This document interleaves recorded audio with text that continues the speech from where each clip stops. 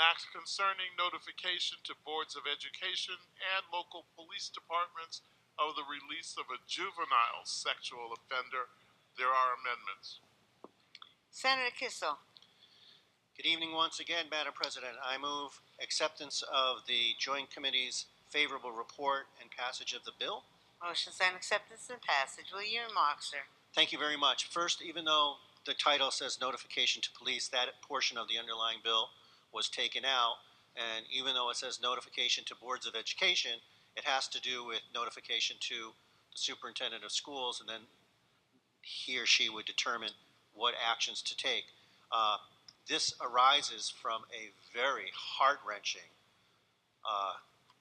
set of things that took place that was brought to our attention by Senator McLaughlin, and his constituent actually came and testified, which was very brave of her, about what took place to her two very young daughters.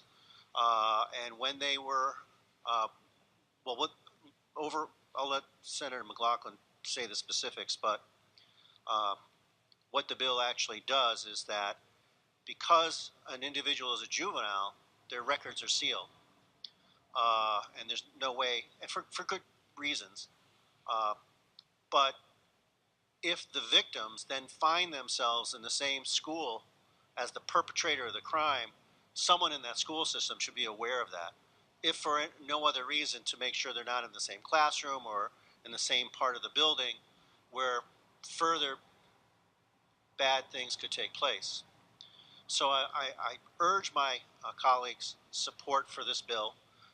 There will be a bipartisan amendment forthcoming that hopefully will allay any concerns that folks have regarding the underlying bill. And I want to thank at the outset my friend and colleague and co-chair of the committee, Senator Doyle, for discussing this matter at length with our friends across the aisle in your caucus. And again, working on that amendment very carefully. But at this time, Madam President, I'd like to yield to Senator McLaughlin. Madam President, good evening, Madam President. I believe I stand in opposition to this bill. I want to... Hold on. Senator Winfield, would you do me a favor and move over, and I'll give you excuse to use Senator Looney's microphone. There you go. Good evening, Madam President. Thank you. I rise in opposition to the bill.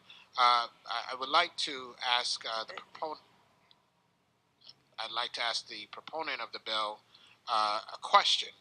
I believe in his opening remarks, the proponent of the bill said that the confidentiality that the bill deals with and the erasure of records exists for good reasons, and yet we're attempting to do what this bill does. And so, as I listened to the explanation for the bill, there was talk about the victims and the victim being able to be protected, which is something I think everybody wants to do. And so it raises a question in my mind, which is, under our current law, is there prohibition on the victim talking to the school and letting the school know that there is an issue currently? Senator Kissel. Thank you very much, Madam President. I am aware that in juvenile court proceedings, the records are sealed, but frankly, I don't know that there's any prohibition on the victim or the victim's family from being able to speak about it. And that's the best answer I can give at this time. Through you, Madam President. Senator Winfield. Thank you, Madam President. Through you, Madam President. If there's no prohibition, why do we need this bill? Senator Kissel. Through you, Madam President, I believe the intention of the bill is to formalize the process, and actually an amendment that's soon to follow is actually going to shore up that by creating a model policy that school systems can adopt. But I think the other salutary effect of this legislation is to empower the victims and the victims' families by letting them know that there's a mechanism where this can be addressed. I think maybe right now individuals might be hesitant because they might feel that they're disallowed from doing this. Through you, Madam President. Senator Winfield. Through you, Madam President, I will reserve the remainder of my questions until after the amendment is attached to the bill. I would think that if we have good reason for having the laws that deal with confidentiality and erasure, and we're concerned about what people know about the law, we might be better served to not eviscerate those parts of the law, which we say are important, but maybe embark upon an education campaign. But I will reserve the rest of my comments until the rest Move of the bill. adoption of the amendment. Motion's on adoption of the amendment. Will you remark, sir? Yes, thank you, Madam President. What this amendment does two main things.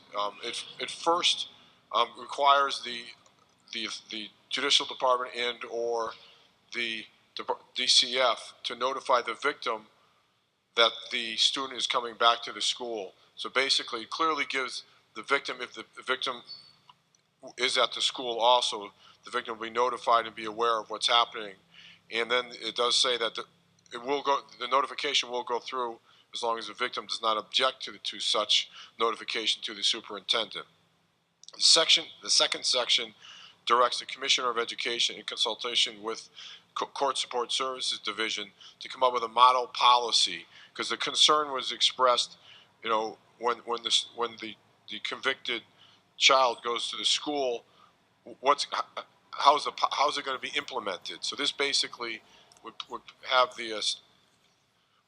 the Commissioner of Education develop a model policy, and the main points of the policy really are to assist with the integration of the child in the school setting to avoid any issues for that child, but also to ensure the safety and well-being of the victim.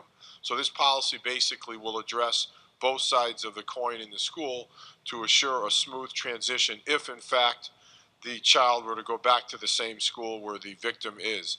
The policy would then be dictated and followed by the local regional school system, which I believe would provide some direction to the local school system and help both sides, the child and the victim, with the implementation of the child coming back to the school. I think it's a sound amendment, and I urge the chamber to approve this amendment. Thank you, Madam President. Yes, thank you, Madam President. Questions about the amendment. So, in the amendment, in line 22, I guess through the end, it talks about the model policy dictating who the superintendent who gets the information that we're talking about can speak with about this information. So I guess my question is this: the information which is confidential, that by law we would be allowing an exception to, that goes to the superintendent then by policy of the state Department of Education, not by law directly, gets to spread this information. And if I am to understand it correctly, this never comes back to this legislative body. Is that correct? Senator Doyle. Yes, through you, Madam President. Well, first of all, the policy is,